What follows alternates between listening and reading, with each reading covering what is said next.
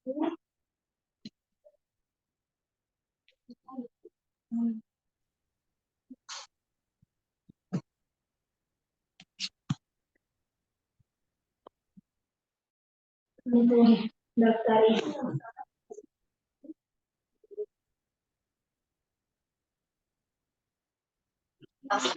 masih loading.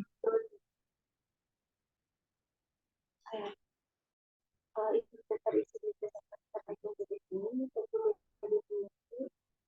terisi lagi faktor resiko diagnosis.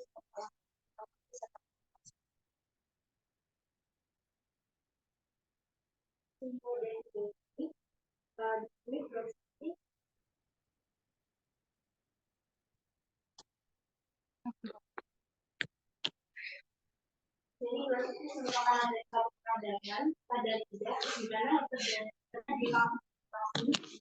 di kapil mengalami apa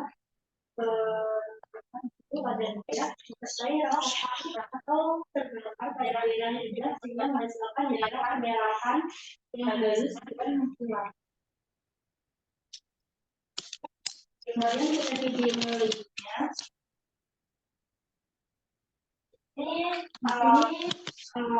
jika kekurangan vitamin ini bersifat di beberapa wilayah di dunia dan dapat berfluktuasi dengan status gizi penduduk. Karena gizi ini disebabkan oleh kekurangan vitamin ataupun infeksi yang seringkali akan disebut dengan pengobatan. Terus survei National Health and Nutrition Survey juga pada 430 orang dewasa dan 27,9% itu memiliki gizi secara resiko, di mana 14,2% pada Indonesia dan 1,3% pada daerah lokal. Untuk prevalensi geositis untuk yang geografi lokal itu sampai 0,29. Kemudian untuk bilangan nomor jadi pada 0,46 sampai 0,3%. Ya, kemudian izin lanjutkan terkait etiologinya. Untuk etiologinya ada etiologi lokal, kemudian etiologi sistemik. Untuk yang lokal dapat disebabkan oleh infeksi, baik karena viral, contohnya herpes, bakterial itu jarang, biasanya terjadi pada pasien langka terjadi pada pasien imunokompeten. Kemudian untuk yang fungal contohnya adalah candida. Kemudian dapat jadi karena iritasi mekanik, contohnya luka bakar, trauma dental kronis. Kemudian bisa juga terjadi karena paparan iritan, contohnya alkohol, rokok, makan makanan pedas. Kemudian pada pasien dengan hidrasi yang buruk, kemudian pada reaksi alergi, contohnya dengan produk perawatan atau obat. Kemudian bisa juga normal familial varians, contohnya pada geographic tongue atau fissure tongue atau tongue tie.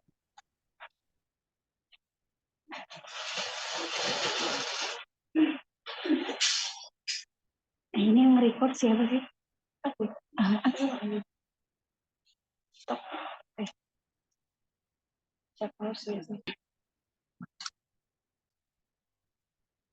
Kemudian untuk yang sistemik ada karena anemia, tentunya pada iron deficiency, pernisiosa, kemudian malnutrisi, kurang vitamin B, B1, B2, 3, 6, 9, 12, kemudian asam folat, riboflavin, dan niacin. Kemudian pada penyakit HIV, tentunya herpes simplex virus, candidiasis,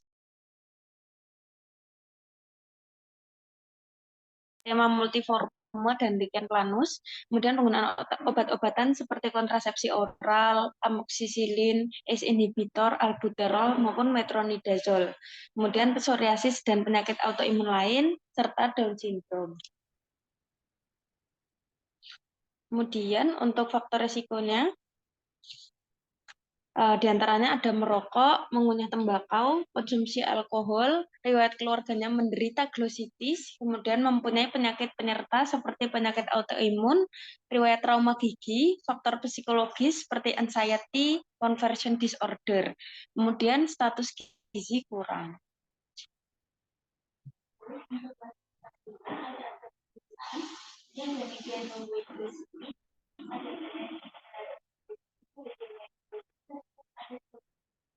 Untuk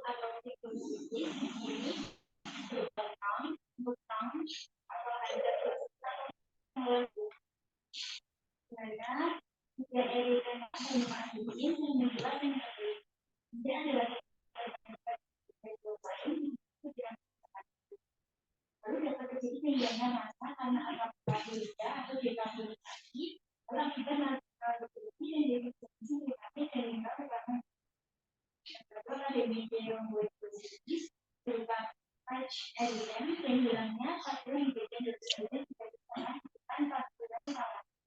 Gejalanya asimptomatik namun dapat diketahui apabila mengonsumsi makanan dari sepertinya berupa semprotan kortikosteroid atau imunosupresi. Insider dan disepakati dan ketika penyakit darah terindikasi pada penggunaan berpola tes edition yang dipilih virus putih diperkirakan menjadi beta. Lalu dapat diubah posisi atau bermigrasi dari waktu ke waktu. Biasanya kekurangan vitamin B2, semua diabetes maupun diabetes.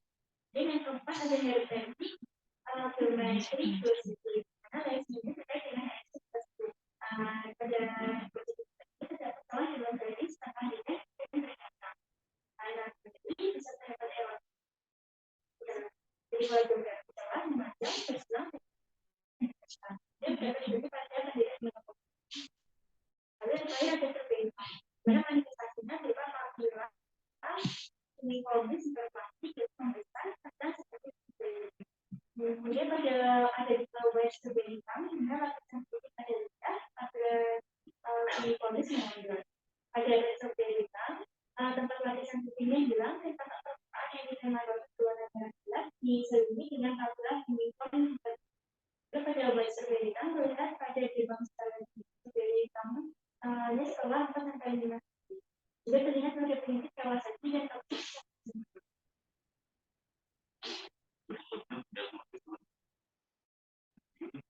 Awali dari analisis yang pertama itu kemudian riwayat penggunaan tembakau, alkohol dan gejala apapun timbul karena paparan makanan dan lingkungan. Kemudian riwayat penyakit dahulu itu bisa melalui kondisi imunosupresi, riwayat kanker, autoimun atau masalah endokrin dan penggunaan obat. Untuk gejala positifnya bisa didapatkan nyeri pada lidah, kemudian kemerahan, pembengkakan, badan terasa panas, kemudian hilangnya baki lidah, kesulitan menelan, mengunyah atau berbicara, sesak nafas karena dari lidah yang membengkak besar, kemudian pucat pada kasus anemia. Kemudian riwayat keluarga dengan biografi. Kemudian dari gejala dan tandanya, pertama itu peradangan pada lidah, kemudian permukaan lidah yang tampak halus, kemudian sulit berbicara, menelan atau mengunyah, kemudian warna lidah menjadi pucat jika karena anemia perniciota, dan merah berapi-api jika karena kekurangan vitamin B. Kemudian kadang kesulitan bernafas, sakit hebat. Yang terakhir mulut atau perih. Kemudian dari pemeriksaan fisik dilakukan inspeksi dan palpasi. Dari inspeksi dilakukan inspeksi pada permukaan lidah baik bursat maupun ventral. Kemudian apa saja yang didapatkan dari karakter mukosa, baik itu basah, kering, erythematos, leukoplakia.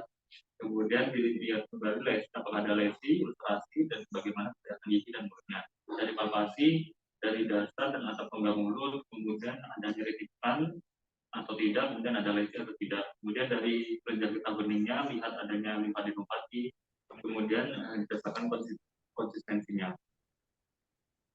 Lanjut untuk pemeriksaan penunjang, ada 3 yang bisa kita lakukan pada kasus ini. Yang pertama yaitu biopsi.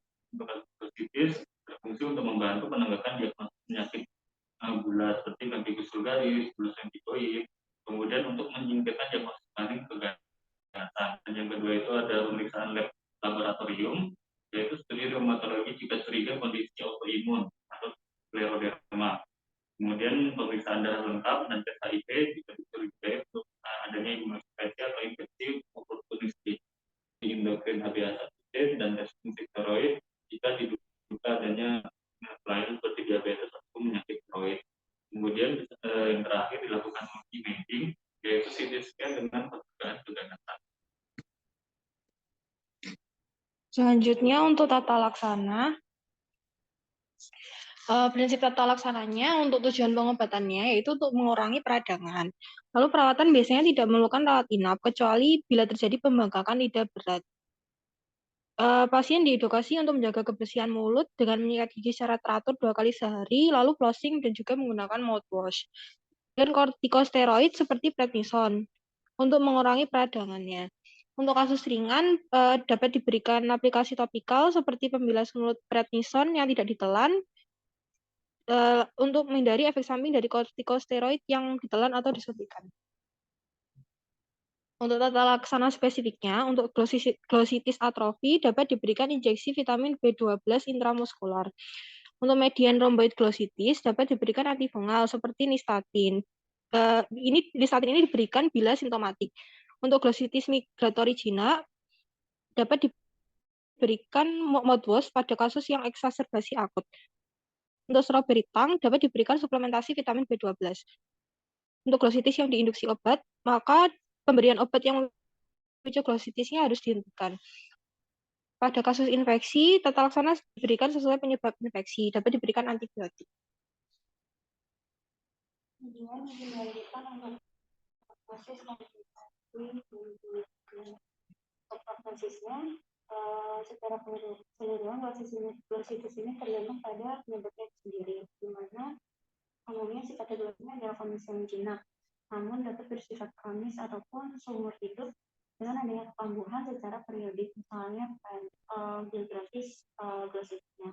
Kemudian beberapa pasien akan merasa sensitif dan terganggu terkait dengan penampilan visual ataupun juga fisiknya. Dan banyak glositis juga dapat disembuhkan dengan pengobatan dari kondisi yang mendasarinya. Jika ada kecurigaan keganasan, maka area tersebut dapat dilakukan biopsi untuk pengobatan yang tepat. Kemudian untuk komplikasinya, pertama bisa menyebabkan kecemasan, di mana ini muncul akibat visual pada lidah yang mengganggu atau membuat pasien itu kurang nyaman. Kemudian adanya obstruksi jalan nafas, di mana udara yang masuk melalui mulut itu akan tersumbat akibat lidah yang mengalami pembengkakan. Kemudian bisa mengalami disfagia, di mana pasien dapat terjadi kesulitan menelan karena adanya masalah pada otot dan saraf tenggorokan ataupun kerongkongan, dan karena terjadinya penyumbatan pada tenggorokan ataupun kerongkongan, dan bisa menyebabkan disphonia, di mana adanya gangguan dari produksi suara, di mana pasien dapat mengeluarkan suara serak atau mungkin tidak dapat bersuara sama sekali. Kemudian untuk edukasinya, pasien bisa diberikan terapi yang diberikan pada pasien itu bersifat simptomatik, seperti bisa diberikan antiinflamasi ataupun obat tumor penghilang nyeri, di mana pasien diedukasi juga untuk menjaga kebersihan mulutnya sehingga dapat mengurangi gejala, yaitu dengan sikat gigi dengan teratur, dengan baik dan benar, kemudian melakukan flossing dan membersihkan lidah setelah makan. Kemudian dihindari juga makan atau bahan obat yang merangsang lidah, nantinya bisa menyebabkan lidahnya itu mengalami iritasi ataupun sensitif, di mana contohnya adalah makanan yang panas ataupun beralkohol. Dan juga apabila ada lesi yang bersifat kronis dan tidak ada perbaikan, maka harus dilakukan pemeriksaan biopsi untuk menyingkirkan kemungkinan adanya perubahan. Dan dokter kalau positif itu hanya mengenai lidah ya, Jalina tidak mengenai lidah. Nah, seperti kalau misalnya positif itu dia juga akan sesuatu disfungsi dari diri sendiri ya. Jadi misalnya kalau lidah itu kan fungsinya kan Anda itu sudah mulai sejak SD ya, fungsi lidah ya. Itu fungsinya kan bisa berhubungan dengan cara gitu ya, mengambil cara, kemudian juga fungsi pengecapan gitu ya. Kemudian lidah itu dia juga mempunyai kemampuan pada saat kita makan itu, lidah itu mempunyai kemampuan untuk mengisi makanan. Jadi makanan itu dimanipulasi, misalnya bolak-balik, kemudian diarahkan ke kanan kiri, itu mempunyai kemampuan seperti itu. Jadi kalau misalnya dari suatu lidah itu bisa juga menyebabkan disfungsi dari, apakah disfungsi dari pencernaan, apakah disfungsi dari kemampuan lidah untuk memanipulasi makanan, seperti itu ya. Nah kemudian untuk lidah yang normal ya, lidah yang normal itu kan secara bentuknya itu lonjong ya, lonjong, kemudian warnanya pink ya, jadi tidak terlalu merah, tidak pucat, gitu ya. Kemudian lidah itu permukaannya itu kasar. Jadi kalau yang normal permukaannya kasar, karena di lidah itu ada banyak papila ya, banyak papila pada situ. Jadi ada papila, berapa papila ya, ada papila sepuntas, ada papila filiformis, ada papila foliata, ada papila fungiformis gitu ya. Jadi ada banyak papila. Nah, kalau papila circumvallata itu adalah papila yang ada di 2/3 belakang lidah yang seperti P itu. Jadi dia itu ukurannya paling besar di antara papila-papila yang ada, tapi bentuknya itu dia paling rendah. Jadi bentuknya itu paling rendah, tapi ukurannya paling besar gitu. Nah, kemudian ada papila filiformis. Nah, namanya aja fili ya, fili itu artinya benang kan, jadi itu bentuknya tuh memanjang. Nah, kalau papila filiformis itu banyak ya, jumlahnya juga banyak. Pada papila filiformis itu ini ya, jadi dia dia ini apa namanya terhadap sensitif terhadap sentuhan gitu, jadi terhadap sentuhan. Kemudian ada papila foliata gitu ya. Kalau papila foliata itu dia tidak terlalu banyak dan juga bentuknya tidak terlalu besar juga ya, tapi dia berfungsi pada ini punya reseptor rasa juga, jadi dia juga berfungsi untuk perasakan. Kemudian ada papila fungiformis ya, fungi ya, berarti bentuknya itu kayak jamur gitu ya. Nah, itu ada di ujung lidah dan di samping-samping lidah, jadi di antara papila-papila filiformis. Nah, kalau yang fungiformis itu secara klinis itu kayak bercak-bercak kemerahan atau ada ngaca, ada bercak-bercak kemerahan di ujung lidah sampai lidah itu adalah papila fungiformis gitu ya. Nah, jadi papila-papila itu memang pada lidah normal itu harusnya ada gitu ya. Jadi kalau kita lihat secara klinis itu lidahnya rata gitu. Jadi kalau kita melihat lidah itu sudah halus gitu ya, sudah tidak ada papilanya, berarti sudah sesuatu mengalami suatu keadaan yang yang tidak normal lagi gitu ya. Nah, kemudian etiologi dari glositis itu memang ada bermacam-macam ya. Ada yang karena lokal, ada yang karena sistemik gitu. Kalau yang lokal misalnya dari iritasi yang sering ya, iritasi misalnya ini makan yang terlalu panas gitu ya, atau terlalu pedas bisa menyebabkan suatu glositis gitu ya. Jadi sakit lidahnya, jadi suatu inflamasi gitu ya. Jadi terjadi suatu keadaan yang lidahnya itu apabila juga mengalami suatu keadaan atrofi gitu ya, juga seperti itu. Nah, kemudian ada juga karena yang tadi ya ada infeksi ya. Jadi kalau sistemik itu ternyata juga banyak. Jadi lesi-lesi di jaringan lunak dan pembangun itu banyak dikaitkan dengan keadaan sistemik. Oleh karena itu Anda harus mengetahui ya kan sebagai dokter umum. Jadi memang banyak terkait dengan keadaan sistemik gitu ya. Glositis ini ternyata juga banyak terkait dengan keadaan sistem gitu ya. Ada karena terjadi suatu defisit nutrisi gitu ya tadi ya, karena penyakit-penyakit tertentu itu juga ternyata ada kaitannya. Nah, kemudian ada tadi ada beberapa klasifikasi juga ya. Ada yang atrofik glositis gitu ya. Nah, kalau atrofik glositis itu secara klinis lidahnya itu permukaannya itu halus, licin gitu ya, mengkilat. Nah, itu karena apa? Karena terjadi atrofi pada papilanya. Jadi papilanya tidak ada ya. Biasanya kan kasar ya, dia itu jadi halus. Nah, oleh karena itu pada pasien-pasien dengan atrofik glositis, jadi gejalanya itu nyeri, sakit, terbakar, kemudian juga dia bisa mengeluhkan juga dengan ini tidak bisa merasakan gitu ya, karena kan kita ada faktor komentar juga ya, jadi dia bisa merasakan. Nah, ternyata pada atrofidosis ini banyak dikaitkan dengan keadaan defisiensi nutrisi. Gitu.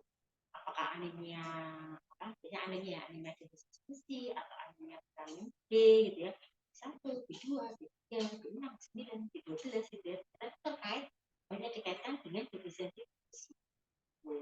Jadi bisa jadi untuk seseorang itu diketahui anemia itu dari lidahnya.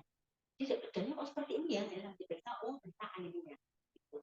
Jadi kadang-kadang kalau gejala anemia itu sering tidak dirasakan ya.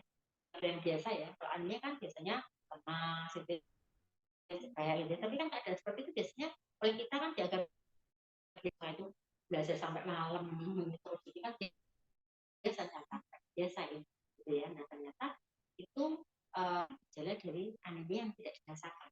Kalau sudah sampai lidahnya seperti ini, atau glositis ternyata benar diketahui, ternyata ini anemia.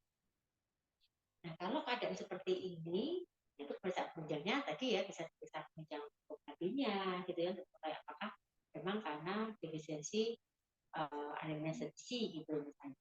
Kalau seperti ini ya terapinya dikaitkan dengan faktor etiologinya, berarti harus menjaga pola makan, kemudian diberikan suplemen gitu ya, suplemen darah, juga vitamin B12 gitu ya, kemudian juga nah untuk gejalanya simptomnya juga diberikan.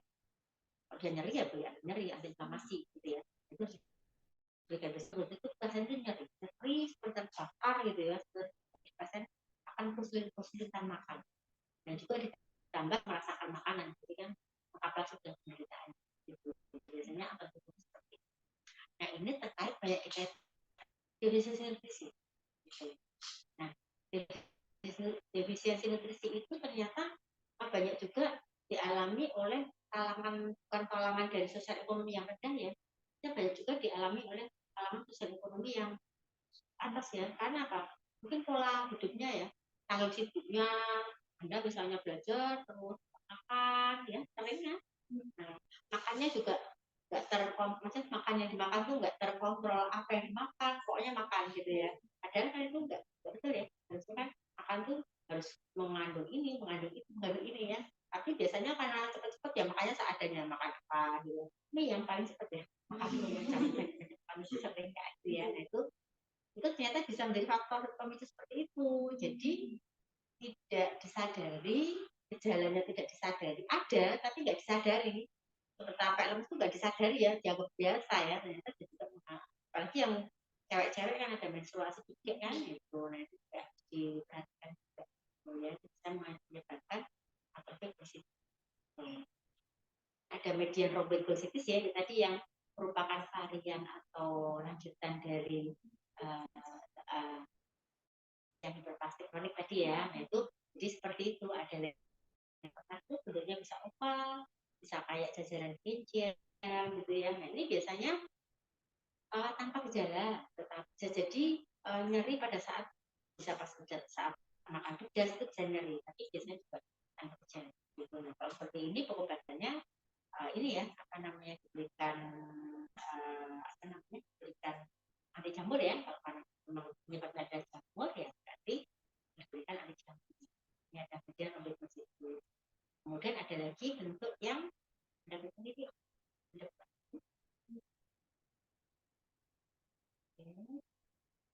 Binet migratory positif atau geografi tanah. Jadi kayak bentuknya itu kayak peta gitu ya. Jadi kayak ada lesi kemerahan, kemudian di ada lesi putih-putihnya, di bagian-bagiannya gitu ya. Nah ini seperti peta, makanya namanya geografi.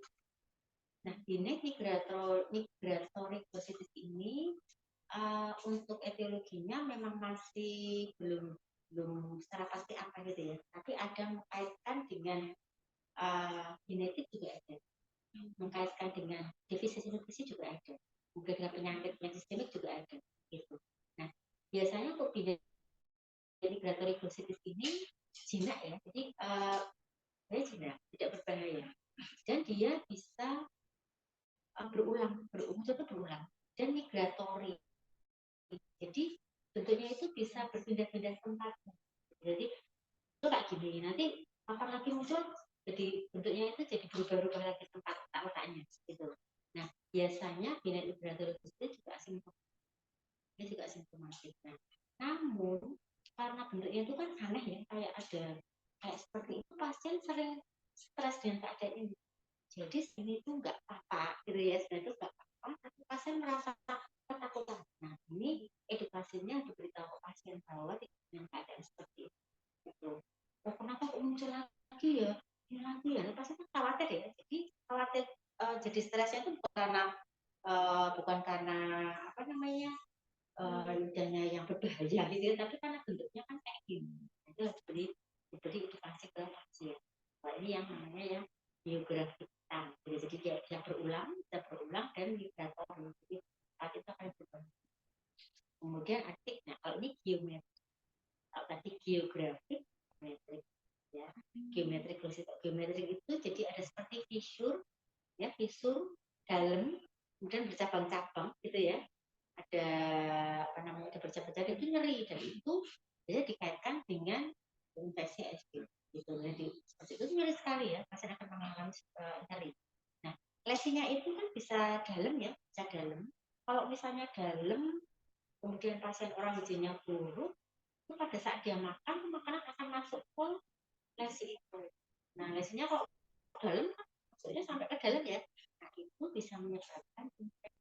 Jadi infeksinya itu prosesnya kan apa? Karena makanan yang tertimbun itu kan dalam ya. Nah, itu karena tidak dibersihkan.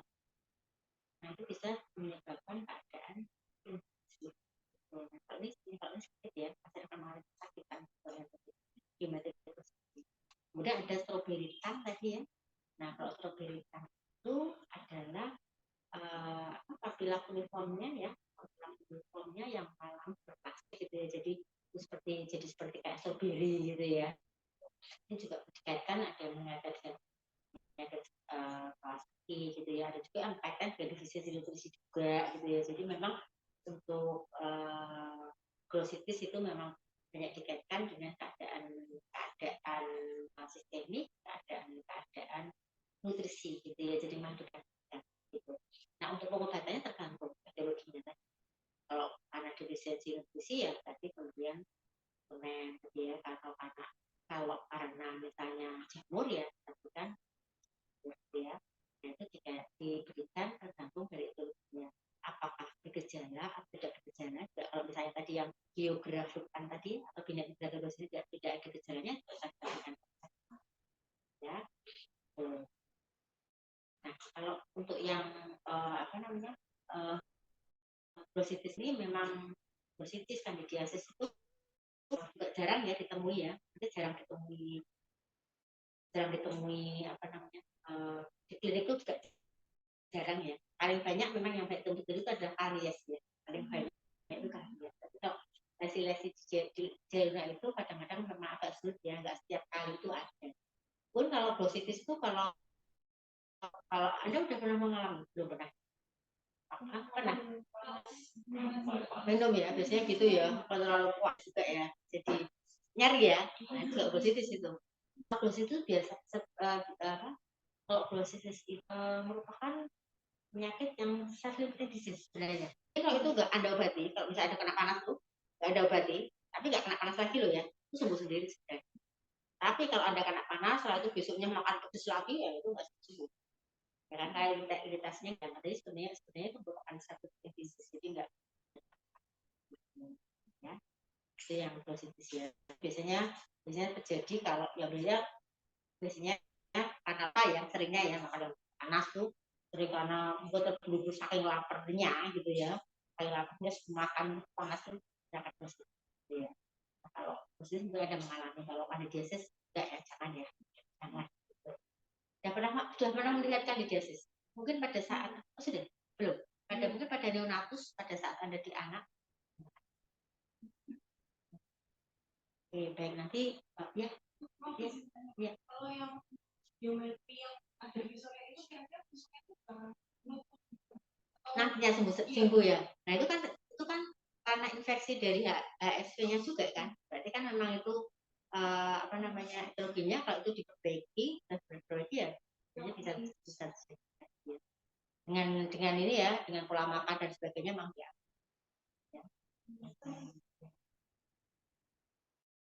Sakit ya, lihatnya sudah sakit ya. Sudah sakit. Biasanya kalau biasanya juga kalau kita lihat lidah itu warnanya itu agak kotor, itu juga bisa, itu kalau mungkin nggak dibersihkan ya, nggak dibersihkan itu kayak lidahnya itu kayak kotor putih-putih di lidah itu nggak selalu dia itu candidiasis. Putih-putih candidiasis ini nggak selalu juga. Karena kotoran tadi kita kan nggak bersih dan kok ada putih-putihnya nih, candidiasis nih saya. Bisa seperti itu ya. Jadi itu bisa jadi karena kotor di situ nggak dibersihkan kotor, nah itu kalau itu sih karena itu dibersihkan, bisa dibersihkan.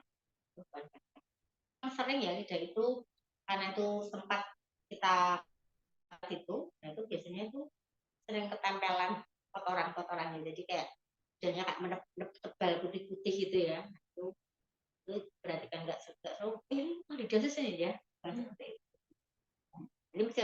memang dibersihkan sih, kalau tidak itu dibersihkan. Oke. Udah ya, saya kira ya untuk positif ya. Mungkin nanti kalau Anda belum kalau pas dilalah ketemu kan udah tahu, oh ini positif, oh ini kandidiasis gitu ya.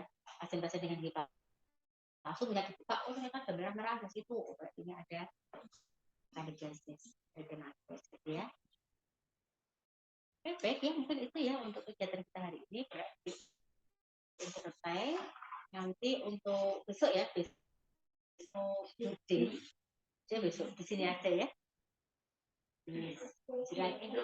Kemarin gimana sih? Kita UNS ya. Kalau misalnya di sini nggak apa-apa ya. Besok ada